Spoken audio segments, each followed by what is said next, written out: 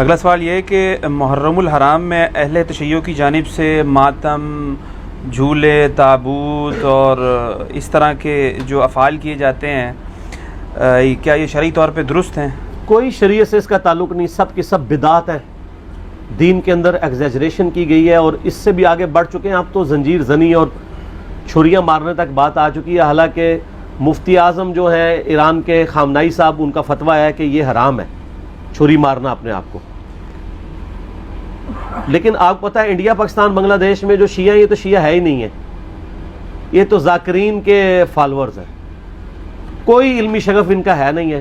انہوں نے رسومات کا نام جو ہے وہ اہل بیت اور مکتب اہل بیت اپنے آپ کو کہہ رہے ہیں.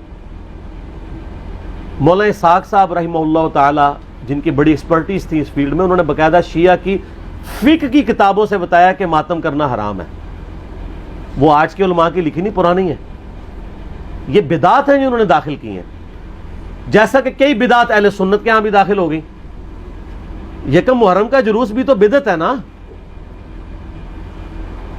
اگر 10 محرم کا بدعت نکالا ہوا انہوں نے، پروگراموں کے میں خلاف نہیں ہوں، آپ کریں، سارے خلفائے راشدین کے پروگرام کریں، لیکن سڑکیں بلاک کر کے لوگوں کو تکلیف میں ڈالنا، مریض ہاسپٹل تک نہ پہنچ سکیں، بچے اسکولوں تک نہ پہنچ سکیں، اور اس طریقے سے یہ معاملات کو کرنا، یہ نہیں ہونا چاہیے. آپ کنٹرول انوائرمنٹ کے اندر کسی گراؤنڈ میں سرمنی کریں، کسی مسجد میں کریں، کسی امام بارگاہ میں کریں، ضرور کریں.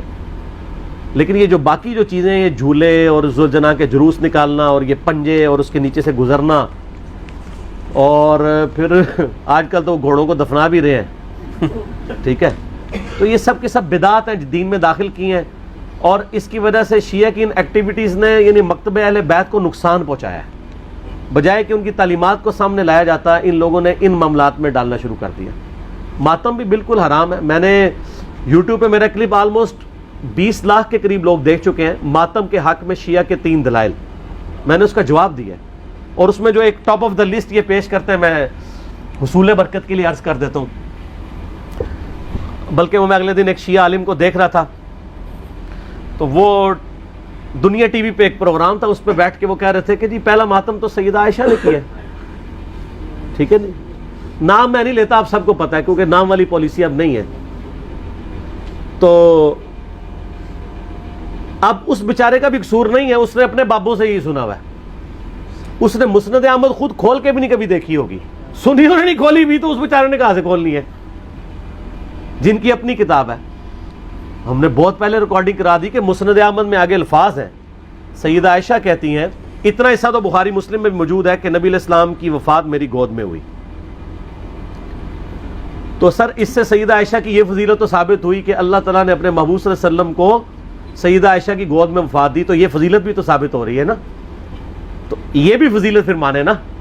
جیسا کہ اہل حدیث جب وہ موضوع پہ مسح، جرابوں کے مسح کی بات شروع کرتے ہیں تو کہتے ہیں وہ تو بخاری مسلم میں پگڑی پہ مسح کی بھی حدیث ہے. تو ہم کہتے ہیں اس سے صرف پگڑی کا مسح نہیں، پگڑی بھی تو ثابت ہو رہی ہے نا. لال رومال لاؤ تو پگڑی پاؤ. تو شیعہ جب کہتے ہیں کہ سیدہ عائشہ کی گود میں نبی علیہ السلام کی وفات ہوئی، تو سیدہ عائشہ کی تو فضیلت ثابت ہو رہی ہے. پھر وہ بخاری میں واقعہ بھی ہے مسواک والا. تو مسند احمد میں آگے الفاظ ہیں کہ سیدہ عائشہ کہتی ہیں جب نبی علیہ السلام کی وفات ہوئی تو میں نے آپ کا سر تکیے پہ رکھا اور باقی عورتوں کے ساتھ مل کے میں نے اپنے چہرے کو پیٹنا شروع کر دیا. وہ کہتے ہیں نہیں دیکھیں نہیں، یہ ماتم کا آغاز تو وہیں سے ہوا ہے. لیکن اس کے آگے الفاظ ہیں کہ یہ میری کم عمری اور ناسمجھی کا نتیجہ تھا. تو اگر یہ انہوں نے ثواب سمجھ کے کیا ہوتا تو کہتی کہ یہ میری میچیورٹی اور ثواب کے حصول کا ذریعہ تھا. تو سیدہ عائشہ کا رجوع ثابت ہے. یہاں پہ بھی ایک دفعہ جن دنوں میں ہم مناظرے وغیرہ کر لیا کرتے تھے، یعنی آج سے 10 سال پہلے کی بات کروں، تو ایک شیعہ ذاکر آئے تو وہ بھی کتاب اٹھا کے اپنی لے آئے کہ جی یہ سیدہ عائشہ نے. میں نے کہا یار تمہیں بھی دھوکہ دیا کہ ہم مسند احمد کھول کے آپ کو دکھاتے ہیں، یہ تو ہمارے حق میں دلیل ہے. تو یہ آدھی روایتیں بیان کرتے ہیں. تو سیدہ عائشہ کا کوئی ماتم ثابت نہیں. دوسری دلیل یہ وہ قرآن پاک سے لیتے ہیں کہ جب فرشتوں نے آگے بشارت دی سیدنا ابراہیم کی جو پہلی بیوی تھی سارہ کہ ان کے ہاں بھی اب اولاد ہوگی، تو انہوں نے حیرانگی میں اپنا چہرہ پیٹا تھا، جیسے عورتیں کہتی ہائے اب بڑھاپے میں ایک 80-90 سال کی بڑھیا پریگننٹ ہو جائے تو وہ تو پریشان ہی ہوگی نا. یہ انہوں نے یہ تو نہیں تھا کہ ہر سال وہ چہرہ پیٹنا شروع کر دیتی, ایک واقعہ تھا اور اسے ماتم کا ثبوت نکال لیتے ہیں. یعنی کوئی بات دیکھا کرے, اس طرح چیزوں کا ثبوت نہیں نکلتا. اور تیسرا وہ کہتے ہیں ویسے کرنی نے دانت توڑ دیے تھے. دیکھیں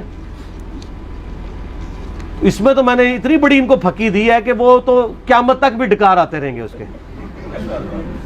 ہاں میں نے بتایا کہ بخاری مسلم دونوں میں موجود ہے کہ سہل ابن سعد السعدی رضی اللہ تعالیٰ عنہ کہتے ہیں کہ اللہ کی قسم میں جانتا ہوں کہ غزوہ احد کے موقع پہ جب نبی صلی اللہ علیہ وسلم کے دانت شہید ہوئے تھے اور آپ کا خون نہیں رک رہا تھا تو کس نے نبی علیہ السلام کے زخم کو دھویا تھا اور کس نے مرہم پٹی کی تھی. تو انہوں نے بتایا کہ ڈھال میں سیدنا علی جو ہے پانی لے کر آئے اور ڈھال کو الٹا کریں تو پیالہ بن جاتی ہے. تو سیدہ فاطمہ اس زخم کو دھوتی تھی اور جب خون نہیں رک رہا تھا تو سیدہ فاطمہ نے ایک کاٹن کا کپڑا جلا کے اس کی راکھ رکھی تو وہ خون رک گیا. یہ سہل ابن سعد السعدی آل امیہ کے دور میں سیدنا علی کی فضیلت بیان کیا کرتے تھے بخاری مسلم میں, قسمیں اٹھا اٹھا کے, کیونکہ حج کے موقع پہ لوگ ان کو آ کے ملتے تھے کہ اب چند ایک صحابہ زندہ رہ گئے, ان میں سے ایک ہی ہیں. تو وہ پھر آل امیہ کے دور میں مولا علی کے فضائل بیان کرتے تھے. تو میں نے یہ پکی دی ہے کہ جس شخصیت کے سامنے دانت شہید ہوئے ہیں اس نے تو اپنے دانت نہیں توڑے. زیادہ افیکٹ تو اس بندے پہ ہو جس نے اپنی آنکھوں کے سامنے مرم پٹی کی, یعنی سیدنا علی اور سیدہ فاطمہ, انہوں نے دانت توڑے ہیں دونوں نے. کیا تو کیا اویسے کرنی کو آپ ان سے بڑا عاشق رسول کہیں گے؟ تو اپنے ایمان کی فکر کریں. یہ تو ویسے کرنی اس تصور سے خود بھی کانپ اٹھیں گے. المستدرک حاکم میں موجود ہے کہ سیدنا ویسے کرنی رحمہ اللہ تعالی جنگ صفین کے موقع پر مولا علی کے پاس آئے, ان کے ہاتھوں پہ بیعت کی اور معاویہ بن ابی سفیان کے خلاف لڑتے ہوئے شہید ہوئے ہیں مولا علی کی طرف سے. یہ المستدرک حاکم میں موجود ہے. تو جو شخص خود علی کا مرید ہے اس کو آپ جو ہے وہ علی سے بڑا عاشق رسول ثابت کریں گے؟ جعلی واقعات ہے. صوفیاء نے پھیلائے, شیعہ نے بھی ہاتھوں ہاتھ لے لیے.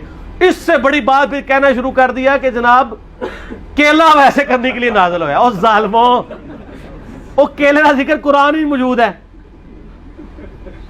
کیلا پہلے دا ہے. اللہ دے بندے ہو, ابھی گپے مشہور کی ہوئی ہیں.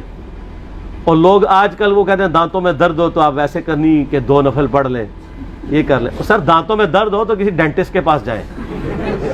ہو سکتا ہے اندر سے کوئی ہاڑ کھائی گئی ہو آپ کی, کوئی کیڑا لگ گیا ہو, کوئی صفائی کروائیں, کوئی اس کی آپ روٹ کنال کرنی ہو سکتا ہے اس کی کیپنگ ہو.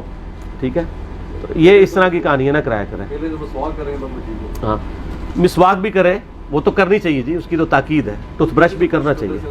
ٹھیک ہو گیا, صحیح ہے جی.